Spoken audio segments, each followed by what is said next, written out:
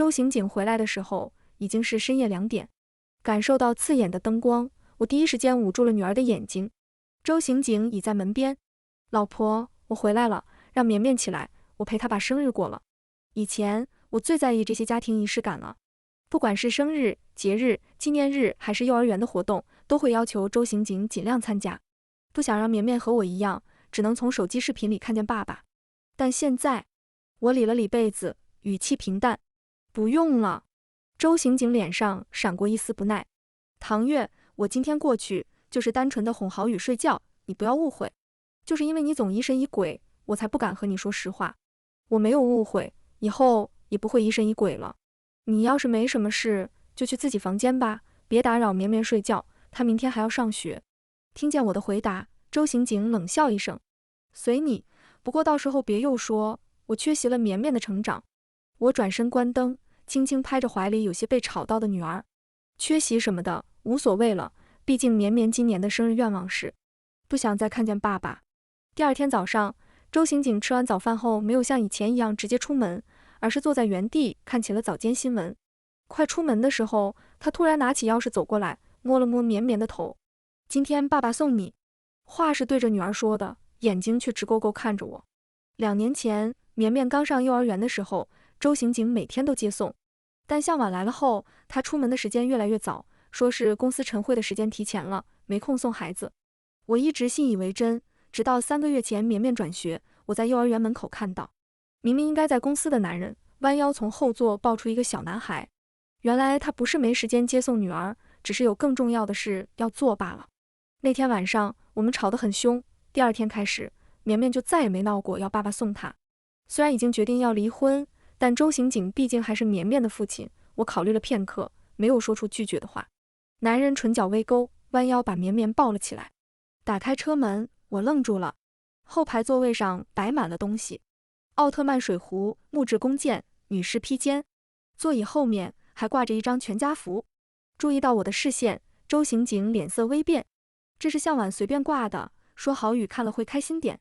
你别又因为这种小事闹脾气，要是从前，我肯定会把全家福砸烂，再哭着质问周刑警我和绵绵在他心里算什么。可是现在，我点点头，照得挺好的。周刑警眼神奇怪地看着我，你不生气吗？生气，或许我应该生气，但不知为何，心里却毫无波澜，甚至觉得有些想笑。如此拙劣的手段，一向以精明著称的周刑警难道看不出来吗？无非是不在乎罢了。快上车吧，绵绵要迟到了。听见我的催促声，周刑警薄唇轻抿，拉开了驾驶座的车门。我刚要抱起绵绵上车，周刑警的手机铃声响了。我有一个好爸爸，好爸爸。电话那头，小男孩哭得撕心裂肺。爸爸，爸爸，你去哪了？你不要好好和妈妈了吗？挂断电话，周刑警看都没看我们一眼，赶紧上了车。郝宇哭着要找我，今天还是让司机送你们吧。黑色的迈巴赫绝尘而去，我有些担心绵绵，蹲下身子安慰他。爸爸今天有事，下次等他有空了，我们在一起送你上学好不好？绵绵的脸上浮现出与年纪不相符的成熟。爸爸不会有空的，他的时间都要留给万郝宇和他妈妈。傍晚，周刑警打来电话，阿月，我今天晚点回去，郝宇生病了。好，我答应得太快，周刑警的解释一下子噎进了喉咙里。他以为我在闹情绪，语气里带上了不满。唐月，别闹脾气。说完就挂断了电话。10分钟后，几条短信发了过来。对不起啊，唐月，郝宇最近很黏他爸爸。不过他也真是的，怎么能一接到我电话就把你和绵绵丢下呢？我会批评他的，你别生气。最后还配了一个捂嘴笑的表情。是向晚，这几条短信与其说是道歉，不如说是宣战。我没心思跟他抢男人，直接删除拉黑。没一会，周刑警再度来电。唐月，你究竟在闹什么？向晚跟你道歉，你就这个态度？电话那头隐隐能听见女人和孩子的啜泣声。我没有说话，过了很久，男人低沉的嗓音响起。唐月，你怎么会变成这样？我对你太失望了。明明是向晚先招惹我的，可只要他一哭，周刑警就会把责任全算到我头上，好像我是什么恶毒反派一样。回到家，我开始收拾行李。周刑警打电话时，我正在咨询律师，离婚后我可以分到周氏至少30%的股份，而双方抚养条件相近的情况下，女儿会优先判给母亲。最后一丝顾虑也没有了。衣服、包包、首饰、绵绵喜欢的玩具，这些都是要带走的。收到最后一个箱子的时候，我有一瞬间的恍惚，双手微微颤抖，打开了落满灰尘的蜡封。那是满满一箱情书，来自17岁到22的周刑警。我拆开了最上面的一封，开头是27岁的唐月你好，我是17岁的周刑警，这是我给你写的第一封情书，按照约定，我们会在10年后共同打开这封信。我们肯定结婚了，说不定还有一个可爱的孩子。手机响了，电话那头是27岁的周刑警。唐月，向晚带着孩子离家出走了，你知不知道？他们要是有什么事，我不会放过你的。我也正好看到信的末尾，落款永远爱月月的周刑警，心里一阵刺痛，好像有什么东西轻轻的碎了。我挂断电话，把箱子扔进了壁炉。当晚，周刑警没有回来，我没有像以前一样拼命给他打电话，哭着发誓不会再为难向晚。女儿也没有问起过爸爸，只是在我收拾行李的时候，默默拿走了他和周刑警的合照。我和周刑警就这样陷入了冷战，直到1周后，绵绵的幼儿园要签一份家长同意书，需要人脸识别。我给周刑警打电话，却发现自己被拉黑了，无奈只好带上同意书去公司找他。刚等没多久，就看见一个熟悉的身影进了周刑警的办公室。一旁倒水的助理有些心虚，嫂子，周总吩咐过，向晚姐可以随意进出他的办公室。向晚这个特权，说起来还是我造成的。那时候我还总给周刑警送饭，2个人边吃饭边聊天，一聊就是1个小时。有一次，向晚刚好来找他，却被助理拦住。周刑警吃完饭送我出来的时候，向晚和万豪宇已经冻得嘴唇发白了。那是周刑警第一次对我甩脸子，他发了好大的火，说我天天送饭很浪费他时间。拦住向晚的助理也被开除了。从那以后，人人都知道向晚是周刑警的心尖上的人。我也再没来过公司。笑着冲助理点了点头，我起身径直向办公室走去。周刑警确实在开会，看见我有些意外。你怎么来了？向晚坐在他椅子边的扶手上，2个人近得几乎要贴在一起。注意到我的视线，他欲言又止。唐月，你别误会，这个项目向晚刚好了解一点，所以……我点了点头，把平板递给他。绵绵要去研学活动，需要家长签字。你来就为了这个？不然呢？男人周身的气压低下来。虽然不知道为什么，但凭着我对周刑警的了解，他现在的心情很不好。向晚轻吃，什么签名这么麻烦？刑警，唐小姐就是想跟你和好罢了。这几天你一直住在我那，也该回去看看绵绵了。周刑警的眉头舒展开来，把平板丢在茶几上，勾起一个玩味的笑。唐月，你现在还学会用孩子当借口了。和向晚道歉，不然这字我是不会签的。从前听到这样的话，我会很生气，气周刑警不关心自己的女儿，更气他这样做是为了向晚。可是现在我没有生任何人的气，我只是在想，没有家长签字的话，绵绵就去不了研学活动了，他一定会失望的。我看着周刑警，还有依旧坐在他椅子扶手上的向晚，头也不回地离开了办公室，大不了就告诉老师，绵绵没有爸爸。刚走出没几步，一个清冽的男声响起，唐小姐要是不介意的话，不如就由我代劳。正是刚刚周刑警办公室里的男人，毕竟也看了这么久唐小姐的家世，我这才仔细打量起他来，一身纯黑色的西装，禁欲感十足，眉眼冷峭，看起来非富即贵。我直接将平板递了过去，认证很快就通过了，屏幕上写着3个龙飞凤舞的大字：获益之。离婚协议书已经拟好了，我单方面结束了这次冷战，让周刑警晚上回家一趟。去幼儿园接绵绵的时候，他的迈巴赫已经在接送区等着了，车窗摇下来，露出副驾驶上向晚得意的笑脸。唐小姐，你也来接孩子啊？这可是贵族幼儿园，你怎么还穿去年的大衣？也不怕孩子让人笑话？我懒得搭理他，往稍远的方向挪了挪。向晚看向驾驶座上的男人，满脸委屈。刑警，我是不是又说错什么了？唐小姐好像生气了。周刑警却罕见的没有回答，一动不动看着我单薄的大衣，语气生硬。唐月，外面风大，先上车吧。我挪得更远了。不知道从什么时候开始，我们之间越来越生疏，生疏到他连说一句关心的话都显得这么勉强。快到门口的时候，队伍里有2个小孩扭打在了一起，皱眉看去，其中一个正是绵绵。我飞快地跑过去把人拉开，这才发现另一个打架的孩子是万豪宇。他看见我的时候愣了一下，随后立马坐在地上大哭起来。哇哇哇！阿姨打我，好痛好痛！周刑警和向晚也赶了过来，向晚一把抱起儿子，满脸愤懑。唐月，就算你不喜欢我，也不能朝小孩子撒火啊！2个孩子打闹而已，你有必要这么激动吗？周刑警也不满地看着我，浑然忘记了绵绵才是他的亲生女儿。老师一脸为难。绵绵妈妈，豪宇妈妈，2个孩子刚刚看见周先生，都说他是自己爸爸，吵着吵着就打了起来。现在是放学时间，周围全是来接孩子的家长。这叫什么事啊？怎么还有争爸爸的？该不会是原配和小三吧？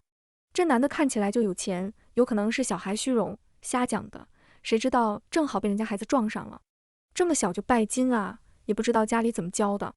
万豪宇还在大哭，搂着周刑警脖子，不停喊着爸爸。而绵绵，他只是紧紧牵着我的手，眼睛眨也不眨地盯着周刑警。小朋友们也好奇，叔叔，你到底是谁的爸爸？快说啊，乱认爸爸的人可要道歉哦。周刑警张了张嘴，我是绵。就在这个时候，向晚轻轻拉了一下他的袖子，眼神里充满了哀求。几乎是一瞬间，我就明白周刑警动摇了，就像之前无数次一样，只要向晚开口，我和女儿就成了他的第2选择。我咬着牙冷声提醒周刑警，你现在的回答会影响绵绵一辈子，想好了再开口。男人的身体微微僵住，低垂的眼眸中看不出情绪，用不大却能让在场所有人听见的声音说道，我是豪宇的爸爸。小朋友，你是不是认错人了？我心一紧，像是被冲锤狠狠敲打过，疼得几乎要落下泪来。这是我们的女儿啊！围观的家长开始指责绵绵，小姑娘怎么乱认爸爸，还打人家亲儿子？是啊，都真相大白了还不道歉，一点素质都没有。妒忌人家有钱，想做有钱人家的女儿呗。他那个妈看起来也不像好人，妖里妖气，说不定是做那个的，故意教女儿乱喊爸爸，好傍大款。周刑警，你还是不是人？话音未落，掌心传来一阵痛感，绵绵咬着下唇，手上的力气大得惊人，眼神迅速灰败下去。妈妈，算了吧。随后木然地对着周刑警鞠了一躬，叔叔，对不起，我认错人了。甜品店里，我心疼地搂着女儿，绵绵，他是你的爸爸，妈妈不强求你能爱他，但是也不希望你带着恨意长大。回答我的是一道平淡的童声，妈妈，我没有爸爸，他自己都承认了，他是万豪宇的爸爸。我摸着包里的离婚协议书，订了今晚去港城的机票。手机上是周刑警10分钟前发来的道歉信息。阿月，对不起，但是豪宇是单亲家庭，刚刚那样的情况，我只能撒谎。明天我会去向老师解释清楚的，绝不让我们的女儿受委屈。这是他第一次为了向晚的事情和我道歉，但可惜我早就不需要了，绵绵也不需要。再回去最后一趟，拿上证件和换洗衣物，我们就能彻底和这个城市告别。原本以为家里没人的，没想到不仅有人，还不少。客厅里，万豪宇拿着绵绵最喜欢的玩具，坐在绵绵的专属小沙发上看着电视。周刑警和向晚端着菜从厨房出来，看见我和绵绵，皆是一愣。我皱眉，还没离婚呢，就把人带家里来了。周刑警解释道，今天的事情，向晚觉得要向你道歉，怕你觉得没诚意，就想着亲自下厨做几道菜，都是你爱吃的。我冷笑，你们俩做的菜，我可不敢吃。周刑警理亏，难得没有发火，对着绵绵和万豪宇说，你们去房间里玩一会，爸爸和妈妈有事要说。孩子一进屋，向晚就走上前来道歉，不知道是有意还是无意，和周刑警站成了一排。唐小姐，今天的事情都是我的错，怪我没有及时纠正豪宇，让他一直以为刑警是他的亲生父亲。你要是真的介意的话，我就带着豪宇离开 S 市，再也不回来打扰你和刑警了。说着说着就哭了起来。我看着眼前这个女人，想起了第一次见面的时候，那时候她丈夫刚死，她带着个孩子跪在我们面前，哭得楚楚可怜。现在想想，可能从那个时候开始，周刑警就对她动了心。乌发红唇的女人隐隐跪倒在自己面前，说自己是下半辈子的依靠，谁能不动心呢？我勾了勾唇，拿出了离婚协议书。你不用走，我走。周刑警，我们离婚吧，离了婚，你就能光明正大做向晚的好老公，万豪宇的好爸爸了。周刑警面色阴沉地看着我，眼神晦暗。唐月，你是在威胁我？我点点头。就当是吧。男人怒极反笑。唐月，你是不是真以为我不敢？我跟你说了多少遍了，万哥是我的发小，我们年轻的时候发过誓，谁要是不在了，剩下的那个要照顾好对方的家人，你怎么就这么小肚鸡肠呢？我依旧淡淡。对，我就是小肚鸡肠，周总大人有大量，别和我计较，赶紧把字签了吧。被我无所谓的态度激怒，周刑警抢过协议，看也没看，提笔写下名字，将那几张纸丢在我脚下。唐月，我签了，你呢？你敢离吗？我捡起协议，刚要开口，万豪宇就哭着从房间跑出来。哇哇，爸爸，绵绵打我，脸上的血痕分外吓人。周刑警瞪着我，眼神似要吃人。唐月，看你教的好女儿。绵绵也从房里走出来。妈妈，我没打她，是她自己摔倒的。周刑警怒吼。周绵绵，你还学会撒谎了，快向豪宇道歉，听见没有？绵绵瞥了他一眼，没有答话。万豪宇见状，哭得更大声了。哇哇哇，爸爸，好痛！周刑警冷淡地看着绵绵。绵绵，爸爸不喜欢撒谎的孩子，你这样让爸爸很失望。绵绵还想说什么，被我拦住。周刑警，我们家有监控，到底是谁撒谎，看看监控不就得了。向晚听到这话，眼神有些慌乱，一反常态地打起了圆场。算了算了，小孩子打打闹闹是正常的，没必要看什么监控。我们豪宇是哥哥，被妹妹打2下也没什么。什么算了，我唐月的女儿不能白白被人冤枉，今天这监控你非看不可。周刑警见我坚持，打开了监控室的门。监控上清清楚楚显示着万豪宇是自己摔倒的。向晚在一旁不住找补。刑警，豪宇还是个孩子，他就是太害怕了，才不得不撒谎。说不定绵绵以前就欺负过他呢，不然他不会这样的。周刑警却置若罔闻，死死盯着监控的左上角。画面里，我将一个箱子扔进了壁炉，动作利落，没有丝毫犹豫。周刑警冲过来捏住我的手腕，眼眶泛红。唐月，你把它烧了？你怎么能把它烧了？我看着周刑警的眼睛，语气平静。被虫子爬过，脏了，不想要就烧了。我会带着绵绵回港城，协议之后寄给你。看着我毫无波澜的表情，周刑警肉眼可见的慌乱起来。他终于意识到，我是真的想和他离婚。月月，我不是真的想离婚，我以为你就是威胁我。同样慌乱的还有向晚，他脸上的假笑几乎维持不住，但还是强撑着开口。唐小姐，这是以退为进吗？烧一箱不知所谓的东西，看起来也不值钱。滚开！向晚跌坐在地上，不可置信地看着周刑警。万豪宇也大哭起来。哇哇，妈妈骗人，妈妈说赶走了他们，爸爸就是我一个人的了。我都按妈妈说的做了，他们怎么还不走？怎么还不走啊？一瞬间，男人的脸血色尽失。我懒得看他们之间的拉扯，抱起女儿向外走去。再不走，飞机就要晚点了。港城，妈妈带着司机在机场接我。早告诉过你别嫁给那个穷小子，他那样的妈能生出什么好人？我捂住绵绵的耳朵。妈，孩子在呢。我妈叹了一口气，到底还是心疼自己的女儿。回家就好。说完，一脸慈爱地逗起了孙女。休息了几天，我带着绵绵到处物色新幼儿园，最后敲定了一个家附近的私立学校，保密工作做得非常好，而且会举办很多亲子活动。签好字离开时，园长拦住了我们。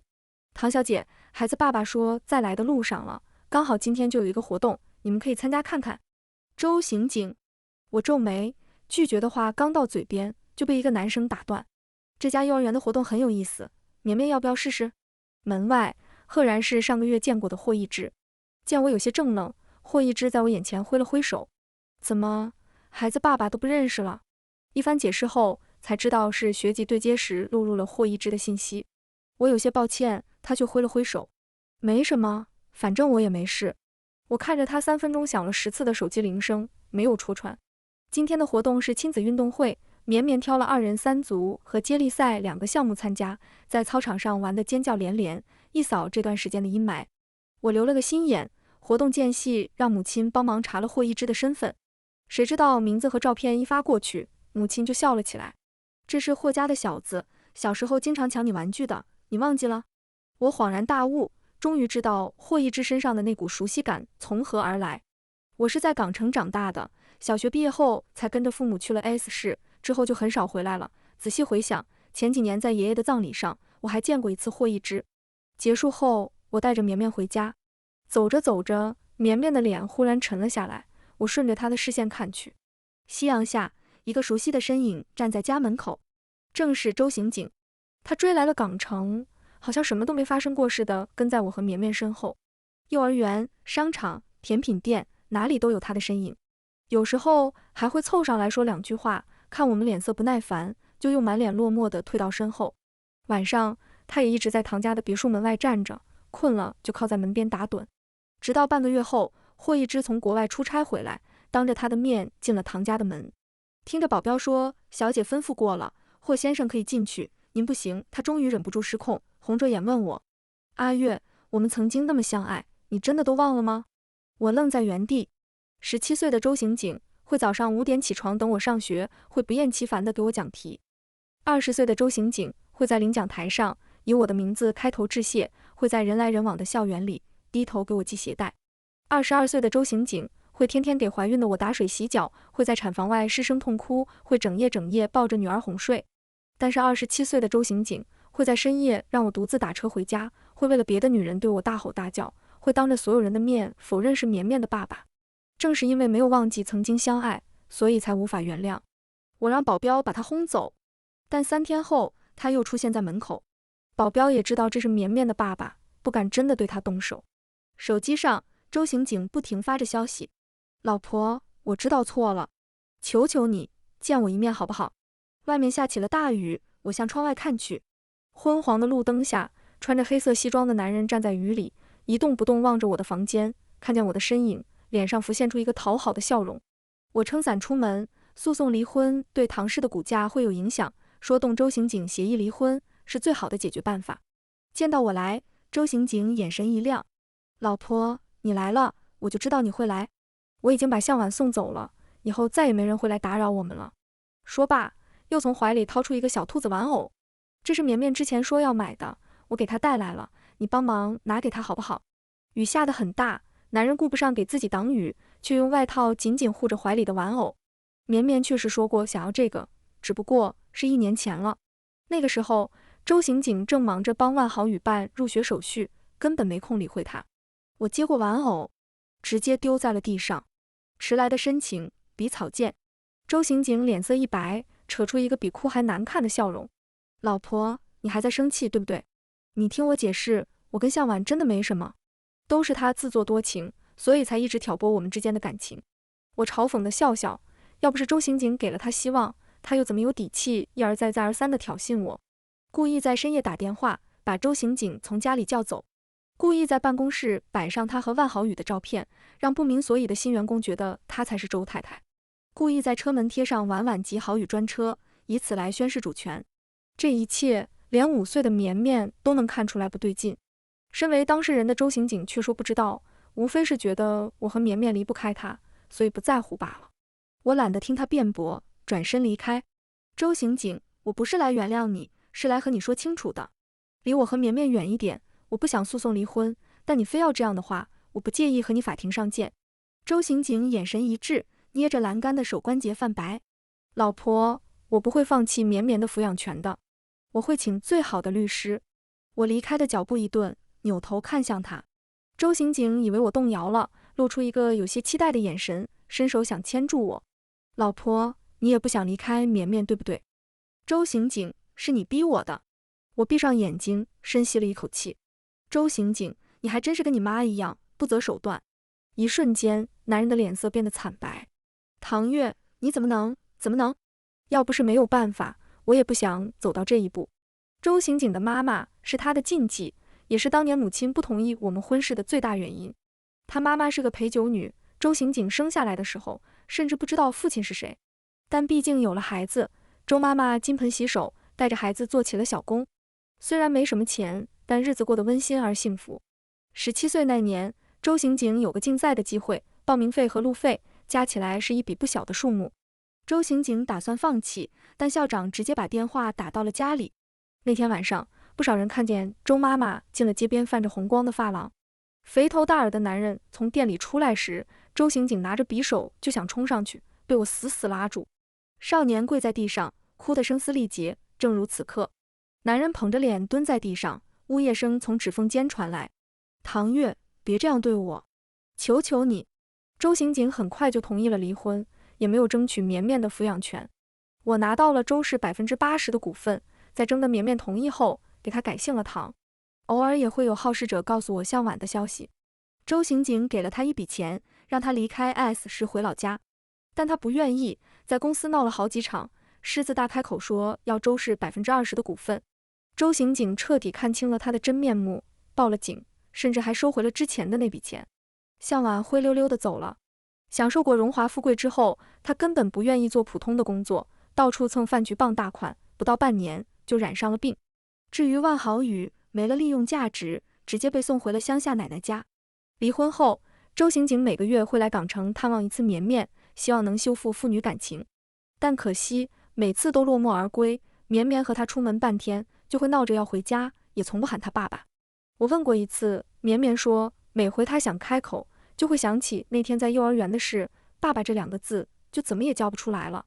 绵绵幼稚园毕业后，霍一之向我求了婚，但我没有同意。婚姻是个牢笼，我才刚刚不是周太太，不想又马上变成霍太太。我给绵绵办理了1年的休学手续，带着她去环游世界。拉萨的雪山，冰岛的极光，塞纳河边的日落，听风看云，一点一点抚平她受伤的心。我想要让她知道世界有多大，她的人生就有多少种可能，不必沉湎于过去。回来后，我开始接手唐家的产业，他们都说父亲老糊涂了，把公司交给我这个养尊处优的大小姐。直到我在股东大会上揭露了好几个元老利用职权贪污，以此为由撤掉了一批高管，又凭着多年来在 S 市生活的经验推出新产品，迅速抢占了市场。他们才知道我是有备而来。生意场上也会碰到从前认识的人，他们说周刑警现在彻底成了个工作机器，只有提到我和绵绵的时候才会有些情绪波动。何必呢？当初你们是圈里多少人羡慕的模范家庭，结果为别人的老婆孩子闹到妻离子散。听说绵绵到现在都不肯喊他。我笑笑，没有接话，心里却在想，会议延后又没办法接孩子了。父亲和母亲在国外旅游，我只好打通霍一之的电话请他帮忙。他倒是轻车熟路，接到绵绵后就来了公司，晚饭后顺道送我们回家。绵绵一到家就跑上了楼，孩子大了，喜欢自己待着。院子里只剩下我和霍一之2个人。他今天穿了一身灰色西装，越发显得清冷贵气，半开玩笑地问：“唐月，如果我现在求婚，你会不会拒绝？”我叹了口气：“霍一之，我以后不会有结婚的打算，我可以等。”男人的眉眼淡淡压下来，侧脸轮廓隐在阴影下，看不出情绪。平心而论，霍一之确实是个很好的结婚对象，或是唯一的继承人，长相俊美，气质斐然，最重要的是对我和绵绵很好。母亲也曾问过我，是不是真的一点都不动心。我那时没有回答，但此刻看着男人苦涩的笑容，我眨眨眼睛。但是看在你请我吃晚饭的份上，或许你可以在唐家拥有一个属于自己的房间。港城6月的晚风拂过，月光下，霍一之暗淡的眼眸瞬间亮起，嘴角比 AK47还难压。那就谢谢唐总了。这个故事到这里就结束了，感谢您的收看。如果您喜欢这个视频，就给我点赞订阅一下吧。衷心祝您吉祥如意，万事顺心。